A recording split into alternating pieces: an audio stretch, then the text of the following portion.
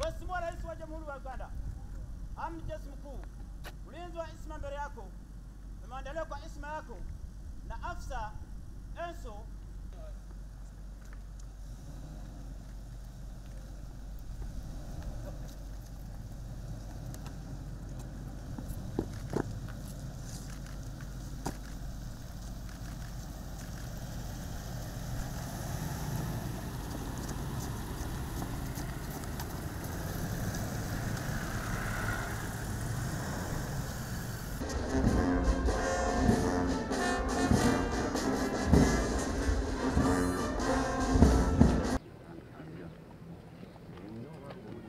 to be a cadet course is not a tea party.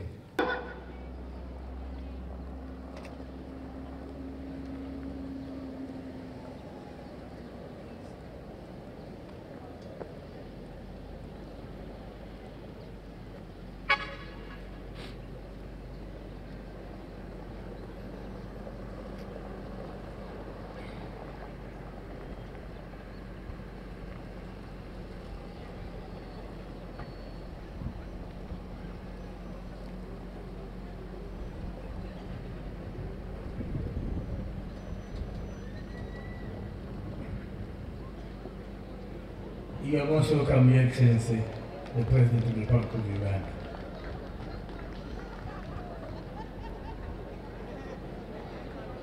Ndoze ngalo ezo zanjogedde nnyo, mwebale nnyo, mwebale ddala. Ni michango ya wananchi wakimshangia.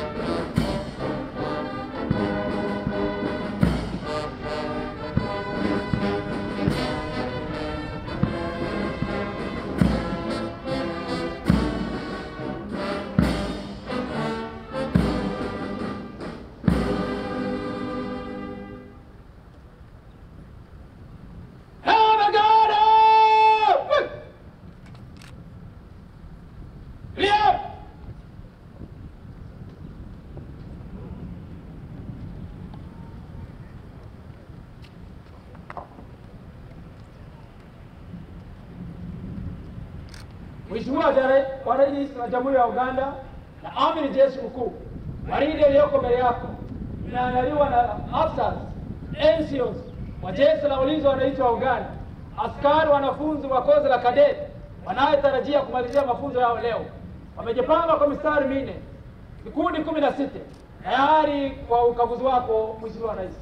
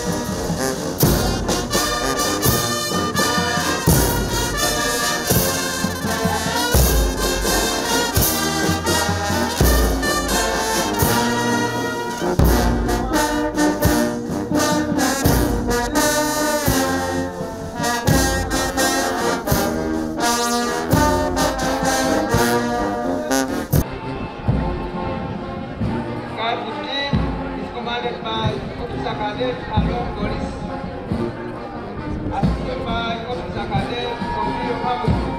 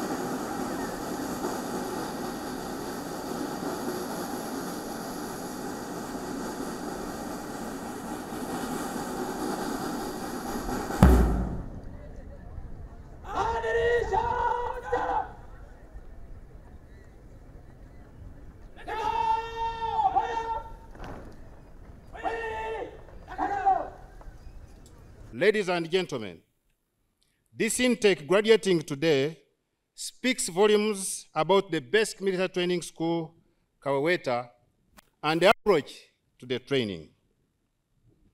Officer cadets of intake 18 of 23, 24 long began their training on 17th of July last year, and amongst whom were UPDF in-service cadets, cadets from internal security organization, cadets from external security organization, fraternal cadets from Republic of Mali, and fraternal cadets from the Republic of Tanzania, totaling to 806.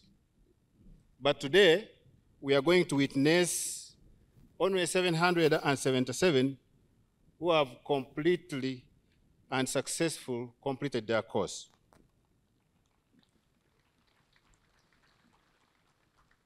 The international makeup of our graduate African spirit, which Your Excellency, the President of the Republic of Uganda, you have always preached and wished Africa to embrace.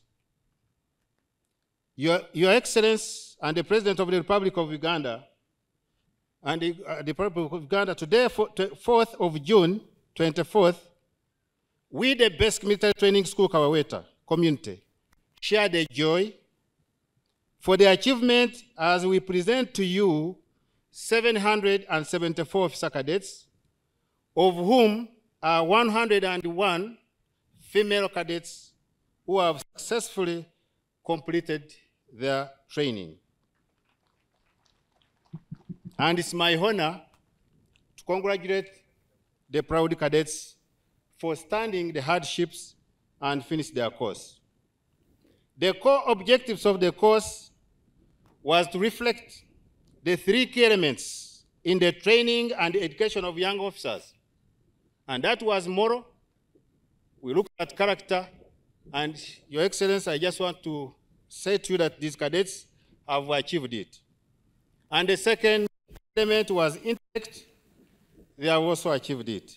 And the last in this was physical. These cadets are physically fit. And so as you instructed us during the last pass out, you said that these cadets should have a feel of the great trek from Masindi to here. And so these cadets walked a distance of 147 kilometers in 2.5 days. So the physical element, they have achieved it.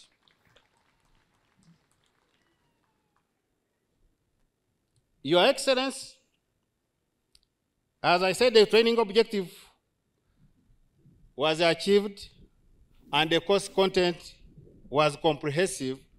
That has enabled these cadets to achieve the most high standards.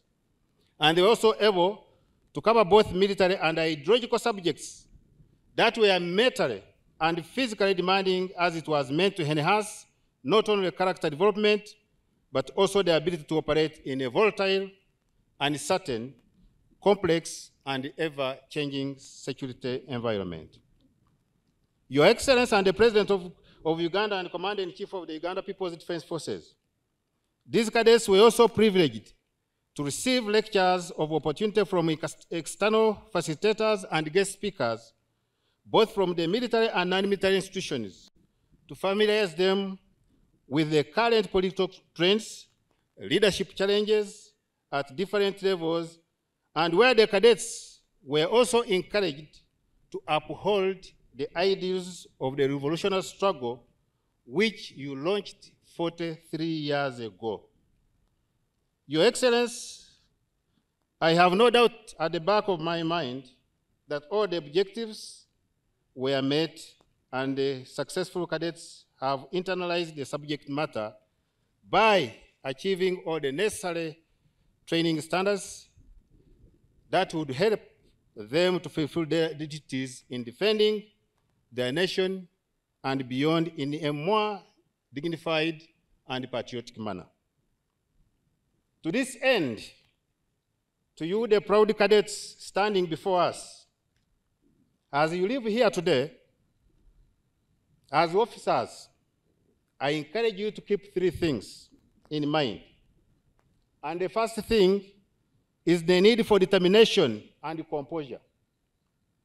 Whatever the field, whatever the discipline, leaders require fortitude and poise. The end of your time as cadets ushers in a period of new challenges as you take your place as officers leading others. The journey ahead is not a straight path to success. There will be side road setbacks and difficult detours. You will need to navigate them. As people look at you as leaders, proceed with determination in the face of adversity and maintain composure as you encounter pressures of circumstance. Secondly, attend to the views of others and draw from their expertise. Lead from a position which always affords time and respect to those around you, especially an open mind and attentive ear to different perspectives. As leaders, remember that the best decision is rarely come from acting on your own ideas in isolation. Rather, they come from consulting and drawing from the knowledge of those around you and under your command. Thirdly, be driven by both contemporary and historical sense of service. You are graduating at a time when we face the most difficult set of strategic circumstances, as we have known since the end of the World War, Second World War. As we confront these circumstances, much is being asked, and we will continue to ask and be asked of military personnel as you, as military leaders, and particularly as you contend with an array of security challenges. Today, as you graduate as officers, let our times inspire you, inspire your service, and know that your service will shape the times. And never view your service in isolation. You are custodians of service of generations past, just as one day future generations will become the custodians of yours. Graduates, one and all, on behalf of Military Training School Kaweweta, and on my behalf, I just want to congratulate you and know that this is definitely an amazing moment that you live to remember. In the years to come, you serve people with distinction and honor. My humble prayer is that let the Almighty God be with you all the time in all your endeavors.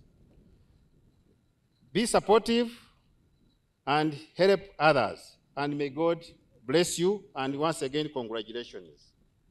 Today, these boys and girls on commission with added value and in good physical and mental health. I pray that you continue to support them as new officers as they progress in their chosen career. With those few remarks, I also want to thank my CI, Chief Instructor, and the entire team of instructors, the administrators of this school, for working tirelessly to see that these cadets achieve those higher standards. And not forgetting my leaders at the Ministry of Defense and Veteran Affairs Headquarters, and the CDF, and the whole team of yours for supporting this training. This training did not lack anything. We are supported to the fullest, and it has facilitated our training to produce these high standards of officers. Once again, I thank you very much, sir, for your kind attention and sparing time to come and grace this momentous occasion. And I hope that we shall all enjoy the rest of the program of this special day as we witness the commissioning of these cadets. A ruta continua for God and my country. The President and Commander-in-Chief of the Armed Forces. I will first start by introducing the visitors who are with us today. We have Major General Ouma Biara, Chief of the General Staff of the Malian Armed Forces. We have Ambassador Madu Diallo, who is Ambassador of Mali to the Republic of Uganda. And we have the delegation from Mali, if they can all stand up, all the officers.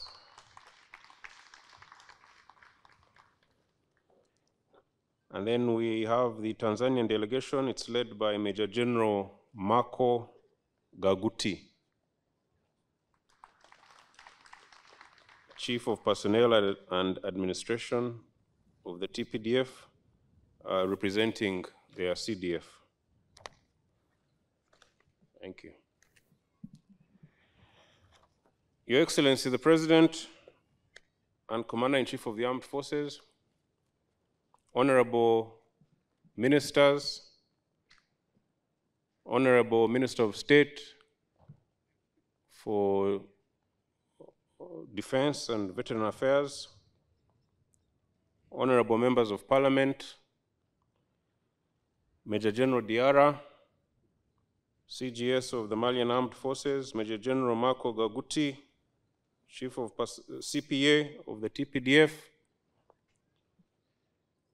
service commanders, Commandant of Kaweweta Basic Military Training School, general officers, senior officers,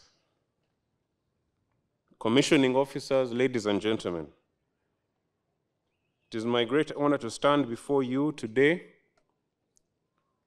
and share with you this most special day as you commission and become future leaders of our great army and the armies of our close allies. I know how hard you have all worked over the past year, and I hope you are proud of your achievements. Of course, you would not be here without the support of your family and friends. We are delighted that they can join you today. This moment marks a significant milestone in your military careers. Having attended and survived a commissioning course like this 25 years ago, I think I have an idea of what you have gone through. All officers who have completed a commissioning course like this one have experienced the exhaustion, the fear, the self-doubt, and the anxiety that comes with a grueling course like this. However, what you remember most as the years go by are the friendships forged through the hardships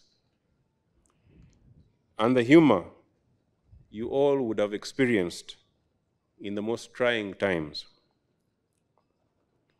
As you step into your roles as commissioned officers, remember that leadership is not merely a position, but a profound responsibility. You are entrusted with the lives of those under your command, the security of our nation, and the upholding of the highest standards of integrity, discipline, and professionalism. In every decision you make, let the principles of duty, honor, and love of country guide you. Be steadfast in your commitment to serve and protect, to lead by example, and to inspire those around you. Your actions will shape the future of our defense forces and contribute to the peace and stability of our nation and continent.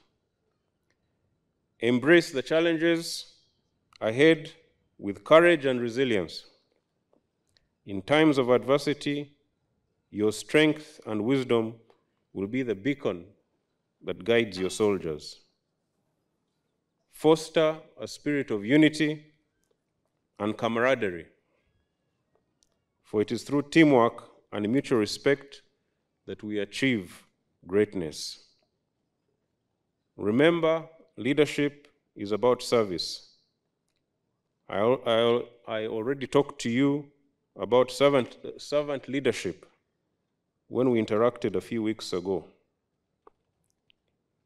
Serve with humility and compassion, and always strive to leave a positive impact on the lives of your soldiers. Your legacy as officers will be defined not only by your achievements, but by the trust and respect you earn from those you lead. You are joining the UPDF at a demanding time.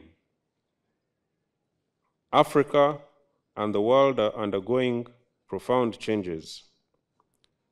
The old challenges of the African peoples are re-emerging in new ways. They still seek to dominate and exploit our continent.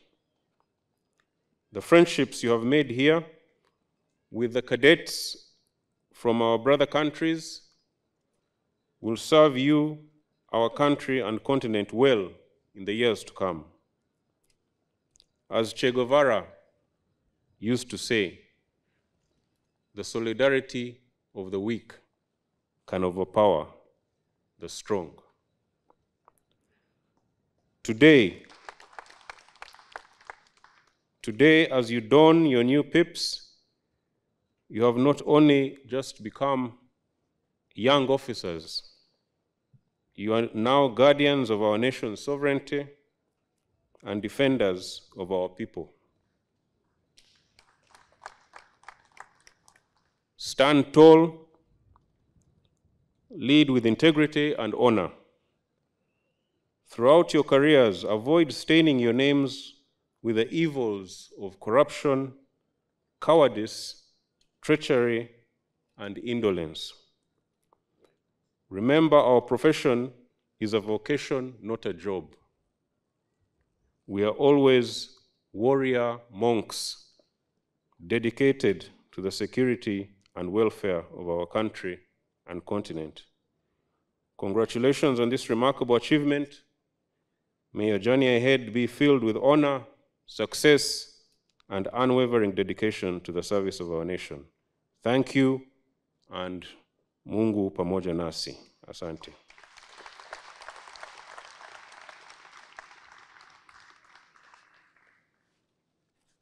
I take this opportunity to invite the Minister of State for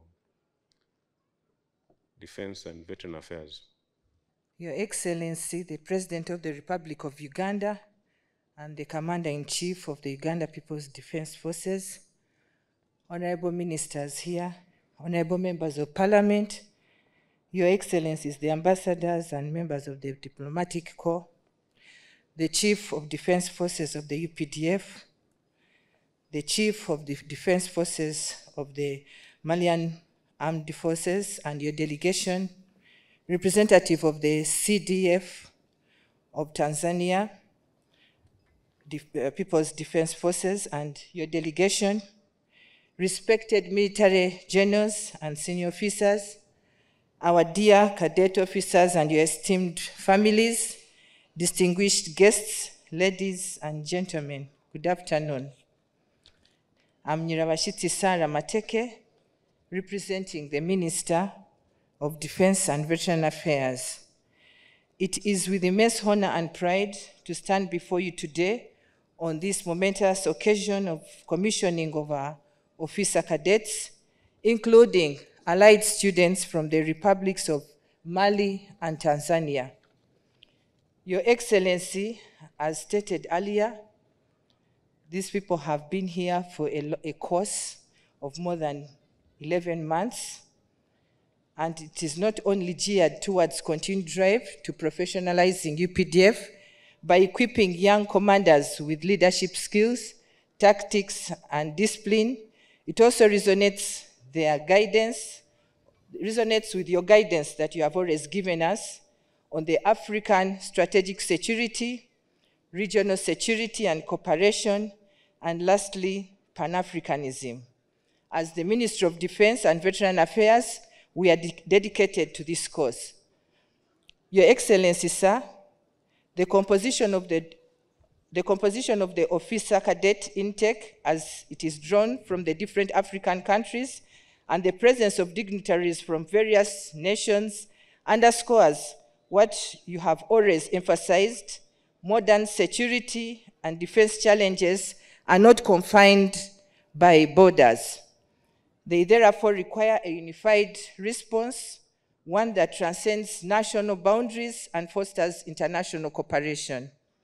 Joint trainings promote a common understanding and approach to international and cross-border security challenges such as terrorism, natural disasters, cyber threats, among others. To the graduates, I would like to congratulate you. As the commander stated, you have undergone rigorous training, overcome numerous challenges, and displayed commitment to the ideals of service and duty. You have proven yourselves worthy of the trust and responsibility that comes with leadership. And you should thank God, because you started as a big number, and you're lucky that you're among the few that have been able to conclude. As you take your oath and step into your roles as the commissioned officers, remember that leadership is not merely about command. It is about setting an example, inspiring others, and upholding the values of integrity, as the CDF has already mentioned, honor and duty. The trust placed in you by your peers, your superiors, and the nation is profound. Use it wisely and lead with courage and compassion. To the families and the loved ones of our cadets, we owe you a special debt of gratitude. Your support and sacrifices have been the bedrock upon which these future leaders have built their foundations. Today's achievement is a testament of your unwavering commitment, encouragement, and belief of their potential.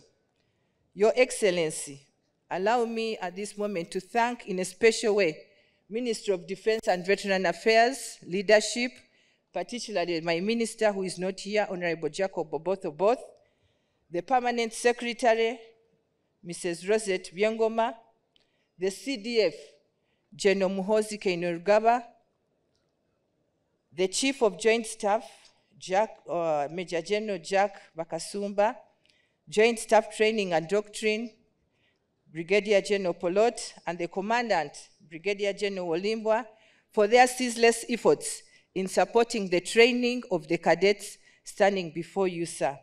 It is now my singular honor and privilege to invite you, Your Excellency, the President of the Republic of Uganda and Commander-in-Chief of the Uganda People's Defense Forces, to address the course intake 18 long 2023-2024 commissioning gathering. Your Excellency, sir, thank you so much. I, General Retired Yoweri Kaguta Museveni, President of the Republic of Uganda and Commander-in-Chief of the Uganda People's Defense Forces, by virtue of the authority entrusted to me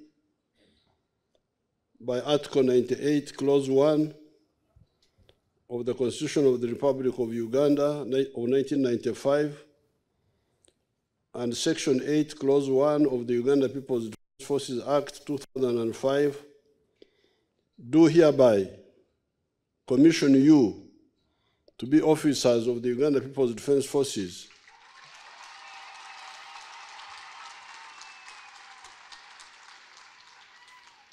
of the ranks of lieutenants and second lieutenants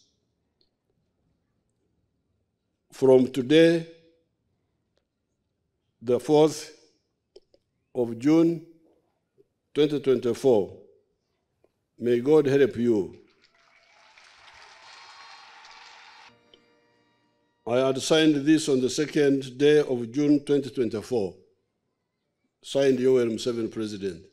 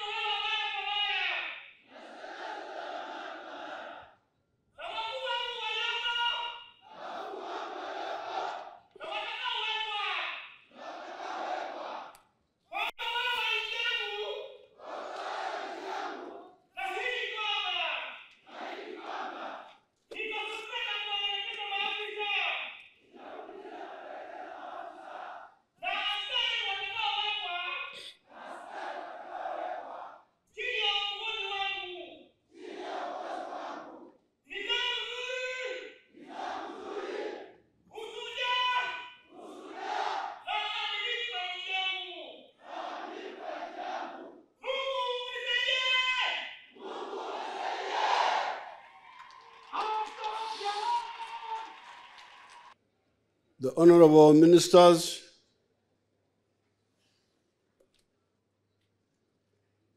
the CDF, and other generals, the visiting fraternal military delegations from Mali and from Tanzania, the ambassador of Mali, the members of parliament, namwe mwena abena kaseke je muri mugumira abakunuya, and the new officers and members of the UPDF who are here. First of all, I congratulate the new officers. Congratulations.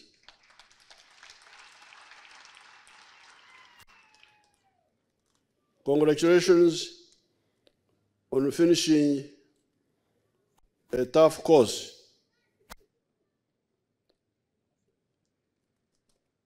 In our training here, we try to expose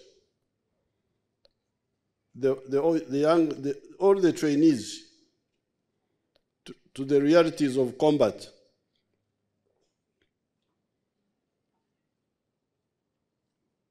In the past, they used to separate phases of training, but when we discussed, we decided that at an early stage, the officer should be exposed to the multidimensional nature of warfare. That's why I hear that Brigadier Walimbwa was reporting that you went to Karama, for a combined arms exercise. That's what I advised them, because in the past they used to separate, to limit the trainee to only the battalion support weapons. I said, no, this is not a good idea. Let them know from the beginning the wider combination of arms, because the way I used to teach them in our language here, this is what we call okulia maruma. Okulia maruma muchimanyi? Okulia maruma muchimanyi? Abanyankwale bachita batya? Okunyata. I normally joke with the soldiers and officers that when you eat food, you need to have combined elements. If you just eat muhogo only, it can kill you. You cannot say that muhogo is food. Cassava, manioc. You cannot say that manioc, manger. You manioc only, you die, mort, kill you. So, cassava is food, yes, but in order to eat it, you need to combine it with other things, with salt, with sauce, with water, and with vegetables. That's how it will be good food. The same with war. If you are going to fight, you don't fight just with one element, only infantry. That is trying to okunyata. In our language, when you eat food without sauce, we call it okunyata in our language here. Sijui kama Waswahili wako na neno huko. Kula chakula bila what do you mboga? Bila mboga. nilikuwa nimemwambia marehemu Mzee Mwinyi kwamba sisi huko bara tuko na maneno zaidi kuliko wale watu wa pwani. Kila kawaida namwambia kwamba tulete maneno ya kwa mfano, baadaye mtakuja kunielezea neno la kunyata kwa Kiswahili. Kula chakula bila mboga. Because here, kwa lugha hizi hapa zote tuko na naamini kwa chaya labda wako na neno kama hilo. So we had explained to our people that look here, warfare needs combined elements. That's how you can achieve results. And we try to expose our trainees here early to that concept so that they know from the beginning.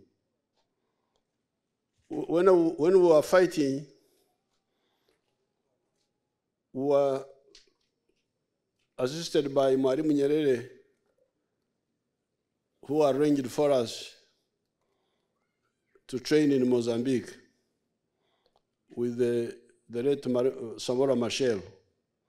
And we benefited a lot from that early exposure of training in the concept of combined arms. So I'm sure these young people have a good preliminary exposure about fighting. I congratulate you for finishing the tough course. And you say you walked from Masindi to where? Warimbwa. Go and tell me where did you pass?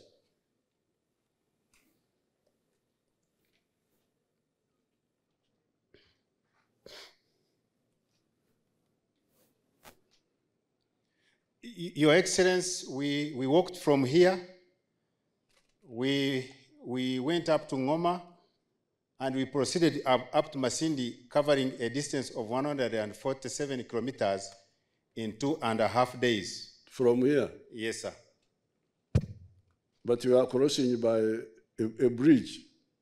Yes, we crossed the bridge of River Kafu. You are just joking. That time there was no bridge.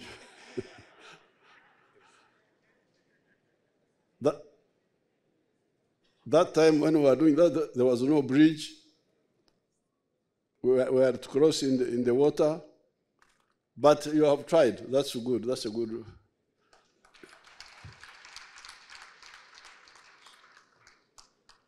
Because it is a historical march. Because that time, actually, we started from Kanyara. Kanyara, imaba kuno ya Kanyara, kilometers zinga kurgaha, Kanyara. Abangoma, orkujimanya no. Jamzindara.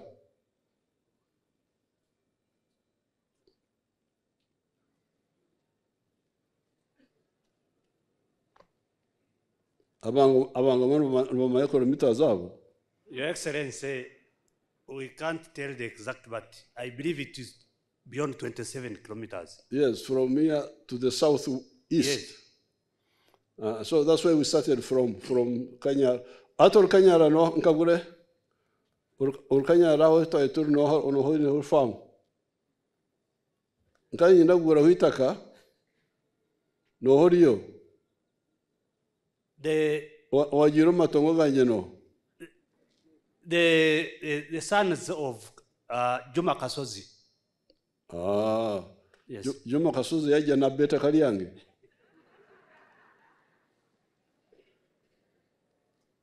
So where we started from, he says it's 27 kilometers southeast of here. So you add your 147, that would be like, 1.8 or something. But it's a good historical effort. So I congratulate you. And as General Mhoz, CDF of Uganda told you, it's not part of the problem of the African armies.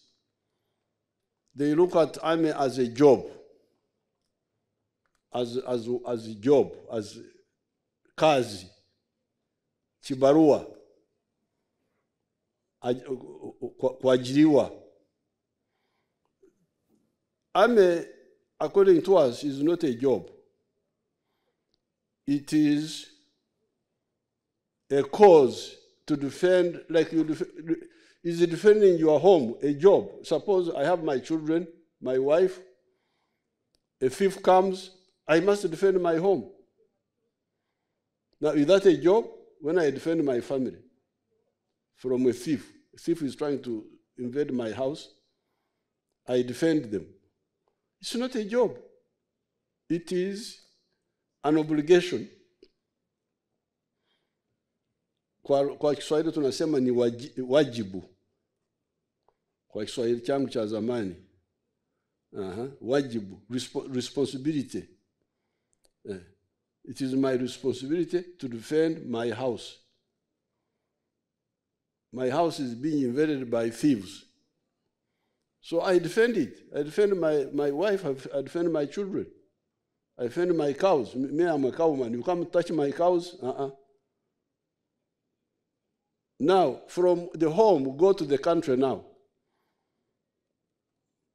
When you are defending your country, it's not a job. This is part of the problem. Because we started off as a student movement in the 1960s. We were a student movement. Then when Idi Amin came into government, we became a resistance movement. From student movement to resistance movement. Now, during that time, Mwalimu Nyerere was supporting us, and he would support us because we were very clear. We would not say, Mwalimu, pay us a salary. Mwalimu Nyerere, you young people, some of you may not know, Mwalimu Nyerere was the president of Tanzania at that time. Because these days you spend a lot of time watching football clubs of Europe, you may not even know who Mwalimu Nyerere was. These Marianne may not know Modibo Keita. They may not know. Because Modibo Keita was a contemporary of Mwalimu Nyerere. They were together. Mwalimu Nyerere, Modibo Keita, Sekoture, Patrice Lumumba, Nelson Mandela, they are the same people. So if you don't know, if you have forgotten Modibo Keita, maybe even Mwalimu Nyerere, you don't know him. So because you know football clubs of Europe. Somebody asked me, can you imagine somebody come and said, Mr. Museveni, what football club do you support? A football club?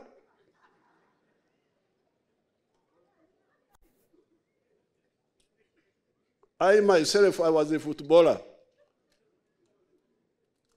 However, from 1966, when our country started getting into problems, I gave up football. I forgot. I don't play. If me, a footballer, I don't play, how can I go to watch other people playing? I am always thinking about Africa, no, not football club. So if you are watching football clubs of Europe, how will you know what is happening in Africa here?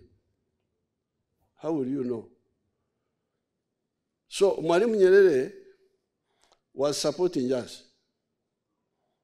But we were easy to support because we were not asking him to pay us a salary. How could Mwalimu manage to pay salary for the army of Tanzania and also pay us a salary to fight? This is the problem of Somalia. Somalia, the government broke down. The government doesn't control much of the country. We wanted to support them like Mwalimu Nyerere supported us. Because Mwalimu Nyerere supported us by simply training. If you train me, that's enough. You give me food when I'm training, that's enough. You give me a rifle, some ammunition, the rest I will get myself. But now in Somalia, they say you must pay the army. Who is to pay the army? The country has no money. Who is to pay the army now? Or UAE will pay 1 month. Qatar will pay another month. Now, Somalia is a big country. It's about the size of Tanzania, slightly smaller than Tanzania. It needs a big army. But you find 15,000. What can 15,000 soldiers do in a country as big as Somalia? The people are there in millions. They can be mobilized to defend their country. But the problem is the concept.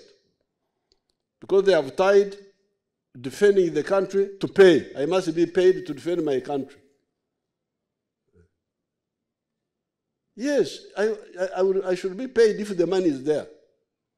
But if the money is not there, I will defend my country, whether there is money or no money. And in that case, then the support I need from friends is just a rifle, ammunition, that's all. Some food, if it's there, then it is easy that's how we were able to, from 1971, when we started fighting Yamin, I was in those armies. We were never paid from 1971 up to 1987, 17 years. We were fighting for no pay. Fighting for the cause of our country. And the support we were getting from Mwalimu was just the gun, the bullet, some food, uniform once in a while. We are not bothering him with salary, with what? No. That's how we were able to build an army. Mwalimu helped me to train 28 people in Mozambique between 1976 and 1978. This army is from that group, from 28. 28, in Portuguese they call it 28. From the 28, I was able to train all this big army you see here.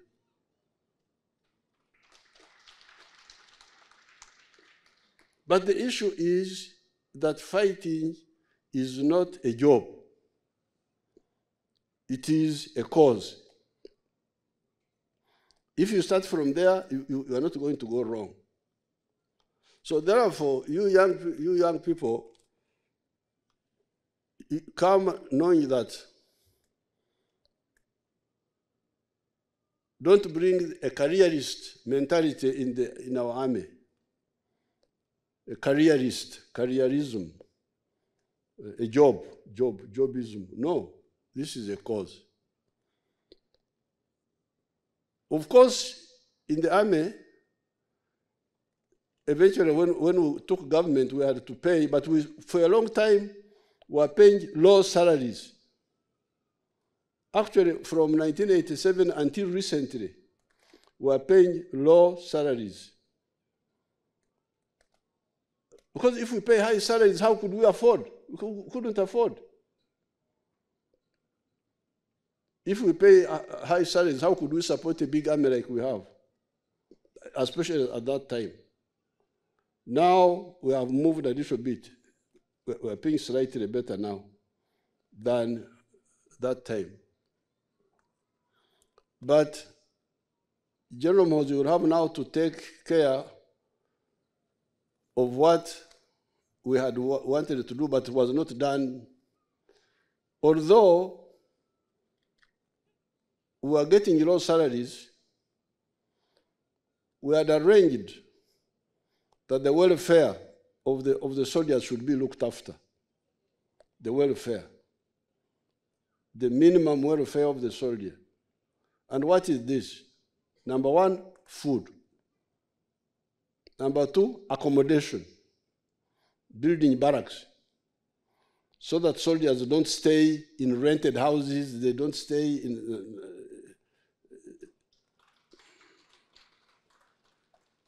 they stay in government-free houses. Yes, I'm getting a low salary, but I'm staying in a free government house.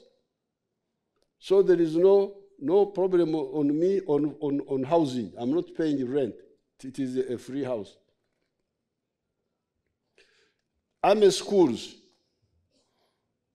We insisted that there should be army schools, a primary school near each battalion, and a secondary school in each brigade area.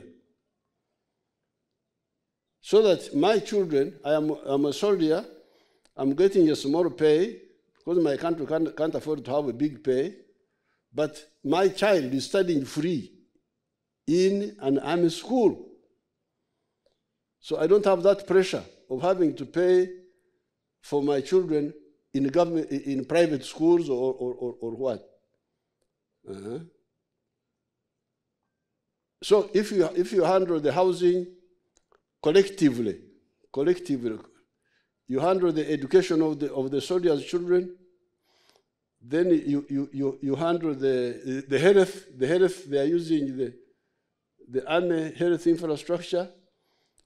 What other pressure does the soldier have to make him want for money now? So therefore, that system was started in the army, but somehow it was not fully operational. So the housing, school infrastructure for soldiers' children, health infrastructure, and then for soldiers' wives, be assisted to do some economic production around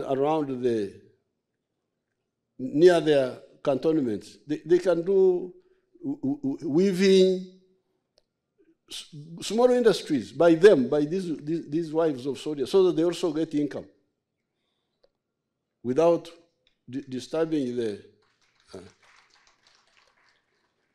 the husband.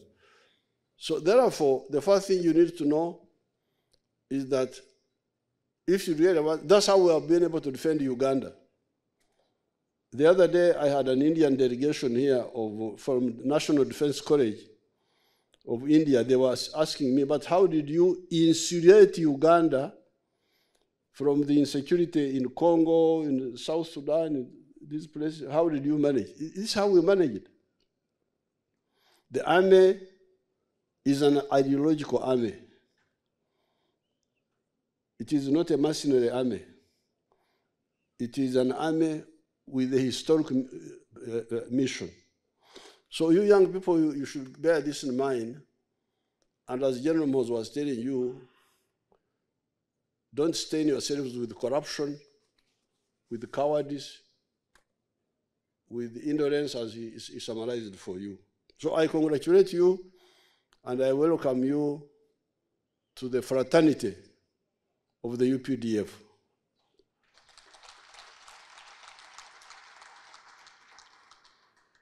We have moved, Uganda is moving, we have achieved the minimum economic recovery because Idi Amin had destroyed the small colonial economy. There was a small colonial economy of what they were calling the 3 C's and 3 T's. 3 C's were cotton, coffee, and copper, plus the 3 T's were tea, tobacco, and tourism. Now, during the years of chaos, that small economy was destroyed. So when we came in, we brought it back. That small economy was rehabilitated, was brought back. So that was phase 1. We called it this minimum economic recovery. Now, phase 2 was to expand that small economy. The coffee. Coffee, we were 2 million bags. We are now at 9 million bags. Tea, before Amin came in, was 23 million kilograms. When Amin came, it collapsed to 3 million kilograms. We are now at 60 million kilograms, and so on. So that whole story, it was restore and expand. Number 3, diversification.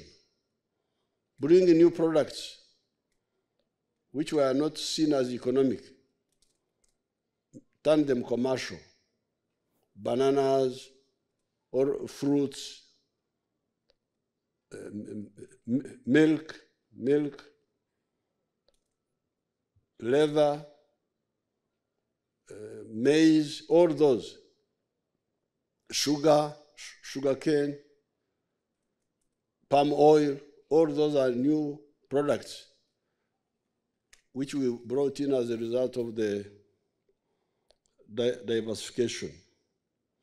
Number 4, adding value to all those. Part of the problem of our country's generals is the mistake of our leaders was the export of raw materials, what we call in French, matériel primaire. Matériel primaire. Exporting material primaire is bad. Big mistake. Here we are fighting it. Exporting raw materials. I banned the export of unprocessed minerals. Nobody can export unprocessed minerals from here. Why? Because if you export unprocessed minerals, like iron ore, for instance, you will get like $47 per ton if you export unprocessed. Once you process outside, the ton becomes $720. So you here, you are getting $47 from your iron ore. Somebody is getting $720. You are losing money, but you are also losing jobs. Losing jobs. When you see our children going to Europe to look for jobs, to go to the Middle East, it is because the jobs have been given away. If you take cotton, the uniform I'm putting on is made from here in Uganda. From cotton to this uniform. Now, if you look at cotton, cotton has got like 6 or 7 levels of jobs. Level number 1, you grow the cotton. That's some money. That is some jobs. Level 2, you remove the seeds. They call it ginning. You gin the cotton. So there you have some money and some jobs. Now, in many African countries, they end here. They end at level 2. They export cotton now. Now, when they export cotton, the one who buys the cotton now makes yarn, makes yarn, spinning, what they call spinning. He gets more money. He gets jobs for his children. Then weaving. That's more money, more jobs. Then printing colors. More money, more jobs outside. Then tailoring, like this one now. More jobs, more money outside. So out of the 6 levels of jobs, Africa has been ending at level 2. Level 3, level 4, level 5, level 6, all out. So Africa, the donors, Africa, the big donors for for the whole world. So here, we have been fighting this. We have been fighting this one. It's not easy. They threaten us, they what? But they are joking. We know what we are doing. So that is level 4, phase 4, adding value to our raw materials. Now, level 5 is knowledge economy. The economy based on science. We have got a lot of scientists. Even these cadets here, some of them are highly qualified scientists, doctors. You say there were how many doctors? What are you going to tell us? Doctors and scientists.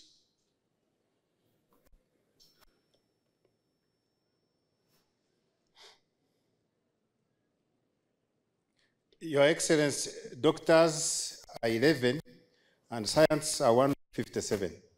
Scientists? Yes, sir. 157? Yes, sir. Among these who are here now, some of them with master's degrees and so on. So,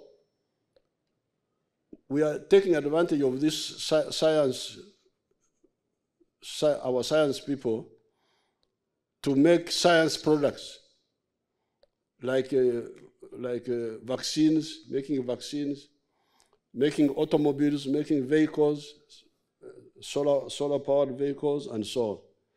So therefore, we are moving very well. And the external threats are not a problem by people who threaten here. They cannot manage us.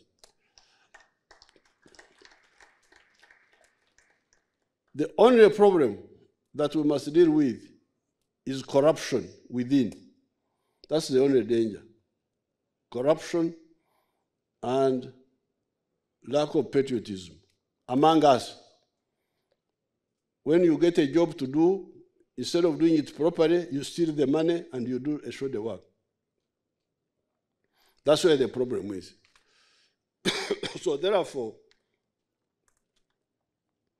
our young graduates, no corruption. Because this is the real, there's nothing that, Uganda has everything. So when you hear people saying, what, everything, we have everything here. There's nothing you cannot do here. With our neighbors, the only problem we have is being far from the ocean. But we have got our neighbors, Kenya, Tanzania, so there's no problem. We have no problem at all. We have every capacity. But corruption. This is the one we are going to crush. There have been some cases here, some cases there. This is what you must not tolerate. If you see it where you are, please expose it immediately. Now, finally, the solidarity of Africa. Africa is very strong, but we don't use the strength. How do I know that Africa is strong? Well, one reason is that I've been around for a long time, so I've seen many things. Now, 1963, there was a meeting in Addis Ababa where the OAU was founded, Organization of African Unity. The countries which attended were 36, only 36. Why? Because at that time, another almost 20 were not yet independent. So only 36 were independent. Now, when they attended, our leaders said, the whole of Africa must be free. Must be free, peacefully, but if not, we shall use force. The Europeans laughed. What can the Africans do? What can they do? Oh. But by that time, the freedom fighters in Southern Africa were already preparing. Frelimo had started in 1962, and they were already training their fighters in Algeria. Now, Frelimo started fighting. Now, at that time, when they took that resolution, they formed a committee of 9. It was called the OAU Liberation Committee. It was headquartered in Dar es Salaam. It was being headed by a man called George Magombe, initially, a Tanzanian. Then later on, it was headed by Hashim Mbita, another friend of ours. Now, that Liberation Committee of 9 was to coordinate support to the freedom fighters in Southern Africa. And they did it. Frelimo started fighting in 1964. ZANU started fighting in 1972. Now, by 1974, Africa had defeated the colonialists in Mozambique, in Angola, in Guinea-Bissau, West Africa. 1980, the whites in Zimbabwe were defeated. 1990, the whites in Namibia were defeated.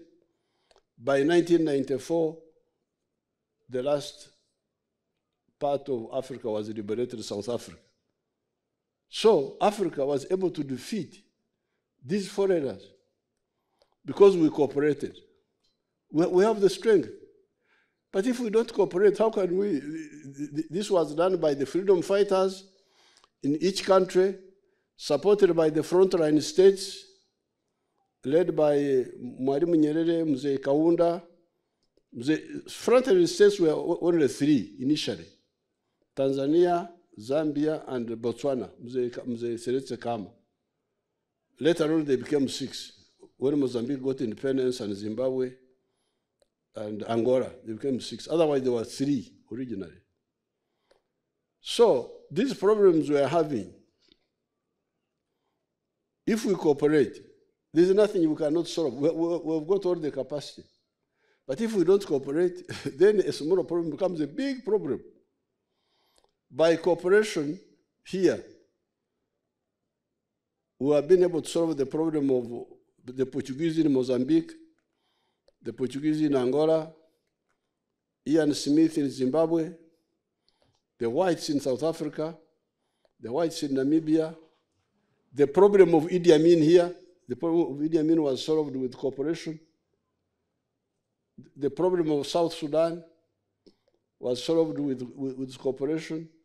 The problem of Burundi, the problem of Rwanda. There is no problem we cannot solve if we cooperate. And I have the facts here. What I'm telling you are facts. But after we cooperate for some time, then we forget. We forget. That's where the problem is. Then a small problem becomes a big problem.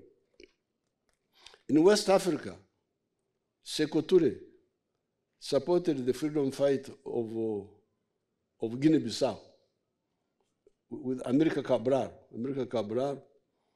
So it's a big shame to hear that Guinea-Bissau now is very unstable, very what? It's a big shame. Because otherwise he had built a very strong movement. So, young officers, I congratulate you. I congratulate the Ministry of Defense of Uganda. I congratulate the CDF and the commandant of the college and all the officers for the good job you have done. Congratulations. Atemo abengo muri kuki mwebale atakahurira ngo mukababagaiga ngo amateka gakabagaiga haza ngo ngani nyina ngumongere mu muriro niyenda kuja kubegesa okwingo myatsi bwente abakujya muri amatebare abakujya muri amatemwe merambare kubara yabaru harimo kugemura amati mwemerera mbarebe aho muna mushoro mu kigango mbarebe ampa kanurutse muri kimwe gukora bait ubwo basima nimba behera. His Excellency Erinya Secyanziro Nardi ngandi chairman LC1 Ngoma Town Council Mukororo Zone mu budde bw'enkuba ngemula lita 10 kalo omusajja dalo olwante Secyanzi yedirante wachika cyange His Excellency ogno musita buzumo. His Excellency amazina ndisa Mwesigwa chairman w'Sisiro kutware Gomboreji ninje muri arita 200 kwa mushoja wetu over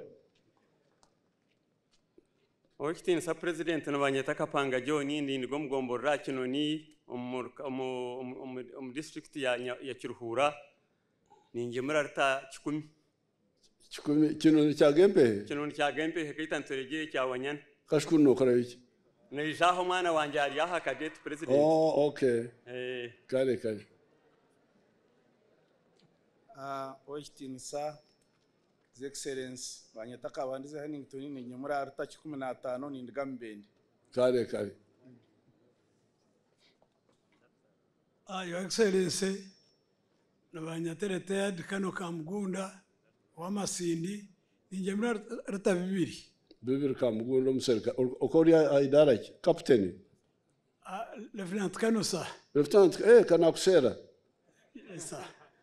Kamugunda used to be our guide. Banyeta ni Nsima James ndi mwana w'umugenzi beshwerizorwa Budimbo ninje muri arita 2 Okay. Muri nkai ntwire Ngoma. Okay. Mugomborera Ngoma mu rukugwango cyaka munywiri akabari. Kale. Namara Christopher niwo wanje naha kamsenene ninje muri arita 200. Kale mwebali. Reverend Hannington Kananda ndi umwana w'umugurusika nyamugure nyonshumbero mburisa bwabwana ninje muri arita 10.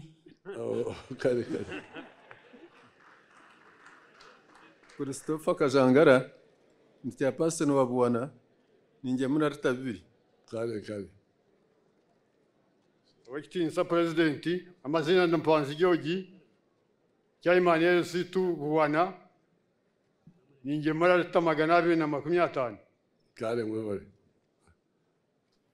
Okitinisa amazina natamba Geoffrey ndumwishukuru wakatende kurugigomba ninje muri arita 100.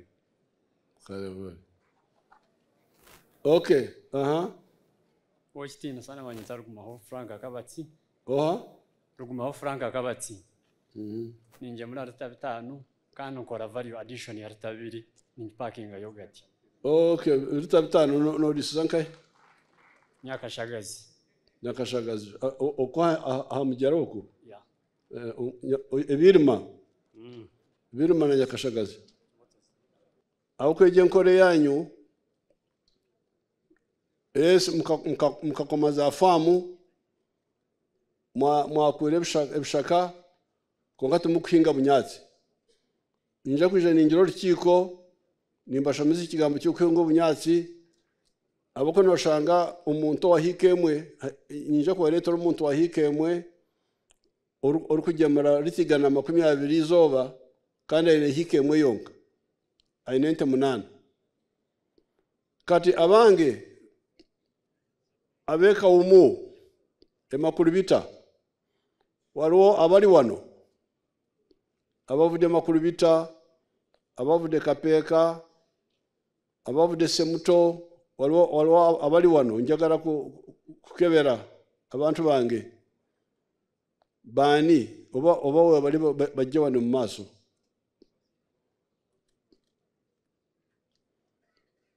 makurubita kapeka semuto tebaze tewaliwo aliwo wano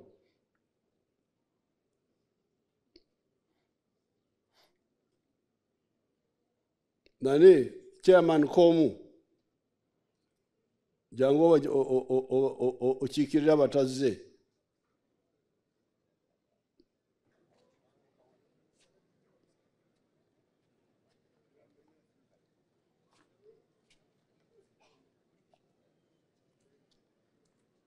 Kawefube owokulima ekaze nya ezemwanyi ebibala mutusewa olina bujulizi chairperson bakyalemedde kwemu 2 3 ne bwe yabayike wakiri ezo weziri emu 2 nga ne 3 ekyokulabirako nze kennyini nze mpeza yiika 3 ez'emmwanyi neyiika emu ey'ebitooke n'obuteetete obutonotono nga 2 3 olimira wa nnimira Kasagga Nakaseke sub county Kasagga Ssebo taata kumpina lindako wali ewa Vitali Damulira Vitali Ssebo Kasagga kiri ekyalo ekyokumpi bakiyita batya Kyamutakasa Namusaale Mijinje Namusaale Busambiro kati olina yiikazi meka zonna wamu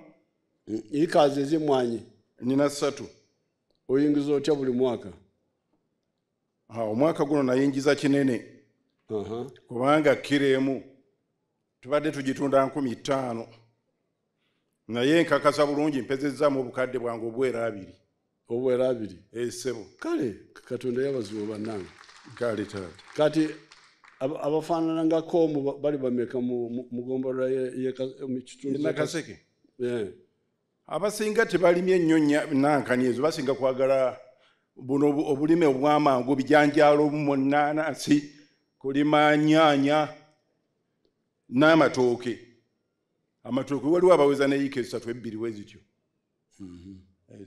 kale ngenda kujja Ssebo mbalambule nange onkyalireko ewange ngenda kujja webale nnyo kale is français dormir beaucoup africain dormir beaucoup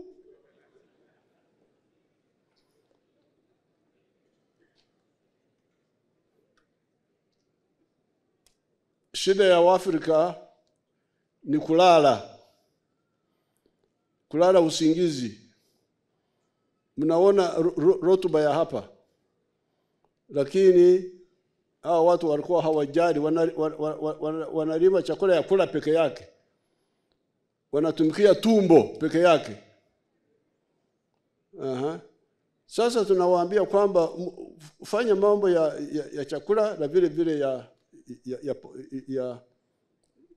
ya mfuko. So I was telling them, how do you say Francais working only for the stomach? Who can help me with Francais? Working only for the stomach. Working only for the stomach. Somebody who knows Uganda, UPDF, you know Francais? Go and tell me. Francais. Travailler pour le ventre. Only. Yes, sir. I don't hear only there. It is implied, sir. You say what? Travailler pour le ventre seulement. Travailler pour le ventre. Pour le ventre. The stomach, yes. Only. Seulement. Yes, sir. This is the problem. As you can see, Uganda is very fertile.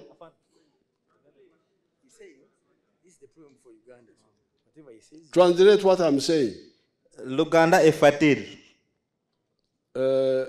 But the problem has been a cultural problem. Mais le problème était au niveau de culture. During the colonial times, the British were forcing our people to grow some crops for them. Bon, à l'époque, les colonisateurs britanniques avaient forcé les gens de cultiver les plantains pour les autres. For them by force. Par la force. C'était par la force. Cotton. Le coton. Coffee. Et les autres. Coffee. Café, les cafés. Tobacco. Le tobacco. But when we came, we told them, no, only grow what can give you enough money for your family. Bon, quand le président est venu, il a dit à la population de cultiver ce qui est important. Which will give you enough income. Ce qui peut vous donner l'argent. So that you get out of poverty. Et comme ça peut vraiment vous aider à couvrir la pauvreté. So that's why we say commercialization with what we call echibaro in our language, which means kwa Swahili hesabu. Fanya shughuli zote ukitumia hesabu using the calculation to know whether I will get enough money to support my family. Le message du président, c'est juste faire ce qui est très important pour vous. And that's how those people, all those people you saw speaking here are new converts. Et les gens qui sont venus ici, ils ont fait comme ça. Converts from the non-money economy, where they work only for the stomach, to working for the stomach and the pocket. Donc les gens qui sont venus ici, à l'époque, ils travaillaient juste pour le ventre. Mais maintenant, ils ont changé la mentalité. The first group we are talking how they have moved into milk, producing milk as a commercial product. Le premier groupe, pour eux, ils produisent le lait. And each one was telling us how many liters, how many liters, how many liters. Et chaque personne qui était ici avait dit, il produit combien de litres. The one who was producing much was producing 500 liters a day. Bon, le gars qui avait produit beaucoup, c'était 300 litres par jour. And the other ones were 100, 120, 250. Et les autres, c'était entre 100 et 200 à peu près. But the land they are using is big land. Mais le terrain qu'ils utilisent, c'est gros, c'est vaste. So what I was telling them was that I will come back to teach them, because they are using with free range. The cows just go and graze by themselves. Bon, le président va revenir pour donner un peu des informations qui peuvent les aider à... The free range, they just go and eat on their own. Donc là, ils envoient les vaches pour juste manger partout. Mais lui, il va revenir pour donner les informations correctes. I told them I'm coming back to teach them how to grow the pasture themselves deliberately, so that you grow the pasture yourself. Donc le président va revenir pour donner les cours, comment on peut cultiver les arbres. Les arbres naturels? Not naturel, grow. Pour cultiver les arbres. C'est pas naturel, mais cultiver. It is natural, but grown. These are indigenous grasses, but grown deliberately. Ce sont les arbres qui sont cultivés. So that was one group. Ça, c'était le premier groupe qui est venu ici. Then the other man who came was representing an area. Et l'autre là qui est venu était un représentant dans un endroit où... For him, he was talking about coffee. Lui, il parlait du café. That many people have 2 acres of coffee, the bananas. Donc, lui, il a parlé de gens qui ont beaucoup de café, tout ça. So I said, I'm coming to visit them to this is a big war we have. It's a war of the mentality. Donc, le président reviendra pour donner le coup sur ça. Thank you. Merci beaucoup. Merci. Excellence, monsieur.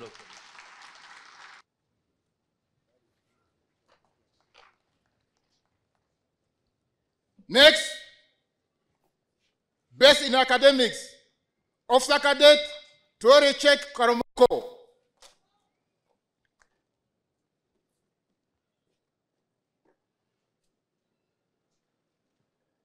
He's married with no children. He holds a bachelor degree in information management.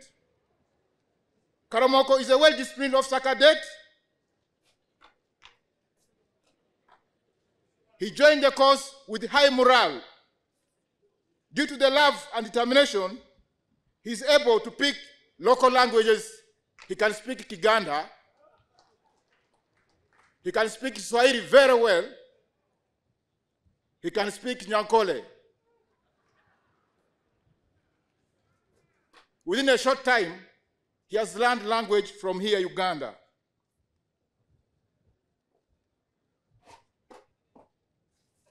He has been a deputy cadet commander in the cadet government, and he attained grade B.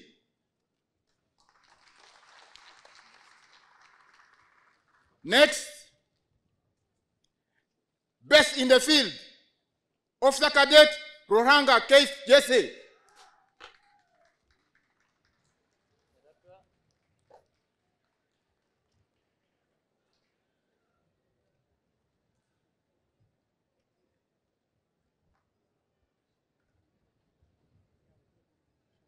Ruhanga Keith is a Ugandan officer cadet, aged 27 years old. He joined the army in 2020. He is still single with no children.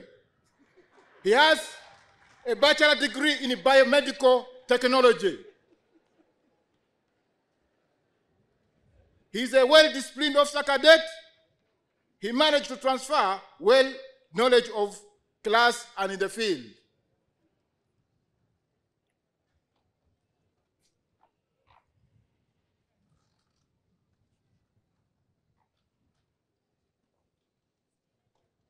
Next,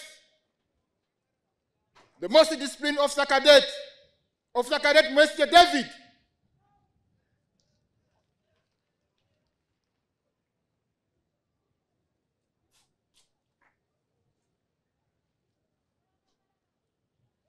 Officer Cadet Mr. David is 30 years old. He joined the army in 2014 and is still single. Mr. David exhibited a high level of discipline throughout the course. He has a certificate in mass communication and aviation firefighting. Officer Cadet Mweside has been a cadet commander in the cadet government.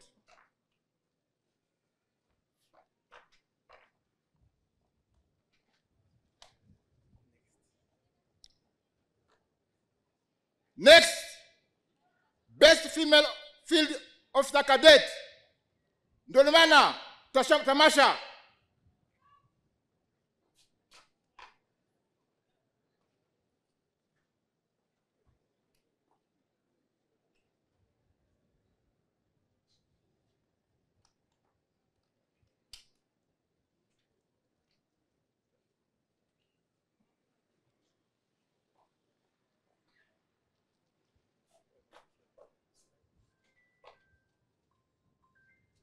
Ndolomana Tamasha is a fraternal officer cadet from People's United Republic of Tanzania. She is 23 years old. She joined the army in 2021 and is still single. He has advanced certificate in secondary education. She's a well-disciplined officer cadet, and he managed to transfer classwork to the field. She has been the Colonel Sergeant in the cadet government. That's the end.